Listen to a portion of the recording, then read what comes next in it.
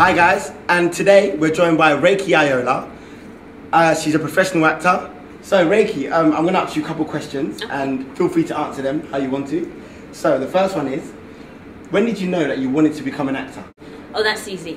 When I was 8 or 9, I saw Hello Dolly, the film, with Barbara Streisand. It was on television on Christmas Eve.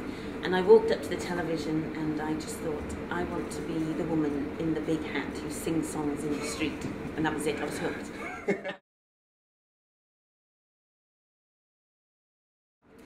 I don't know if it's changed me and transformed me, because I suppose I would always be who I am. Yeah. But it has brought things into my life that I don't think would be there if I wasn't an actor. So I've met loads and loads of fantastic people, creative, interesting people, because I go from job to job. And working on different plays and TV programs and films, I've gone to places I wouldn't have visited necessarily, and I've learned about places and learned about ways of life that I wouldn't have known about. So it's brought a wealth of experience and a whole bunch of lovely people, and because I go from job to job, I think it's made me quite a friendly person. I have to get used to saying hello to people all the time.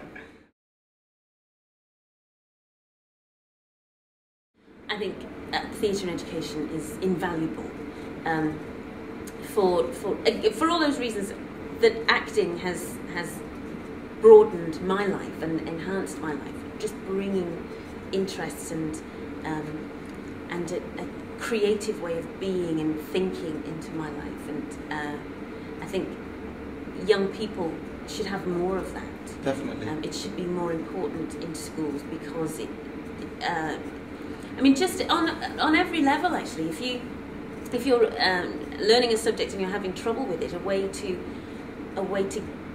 get on with it, a way to crack it might be to play act, to improvise a scene. You know, just improvising a scene about buying things in a shop can teach you about money and maths, can't it? All that stuff. And on another level, that just keeping that creative side of your mind. Small children will automatically role play. They don't have to be told how to do it. They will pick up a doll, and the doll will be their baby, and they will be mum or dad, and they'll pretend to wash things and cook things. And somewhere along the line, we decide that we shouldn't do that anymore. And so theatre and education is a way of saying you can do that. You don't have to do it professionally, but you can do it. You can play at being someone else, being in a different situation.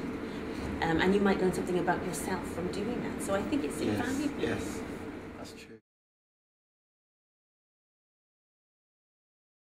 I think Shakespeare is relevant and has never stopped being relevant. I think what happens is, if you're taught Shakespeare in a way that's not enlightened and not inspirational, interesting, any subject becomes dull.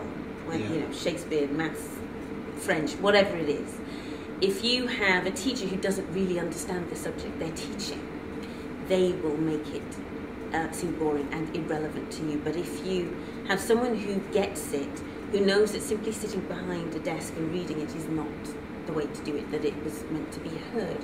We have rehearsals, rehear. You know, we rehear all. We hear things. You're meant to hear it and see it and get a sense of it. It's not simply about sort of pounding pages.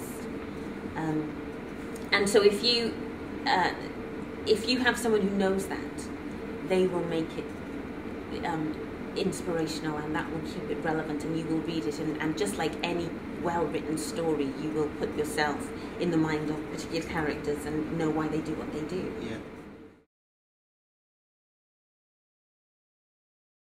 I think the young actors of Intermission are fantastic. I think you know, they've all worked hard to be a part of the company, and they work hard within it. They have a grasp of the Shakespeare of the language. They know the work involved to make that work, to tell their stories.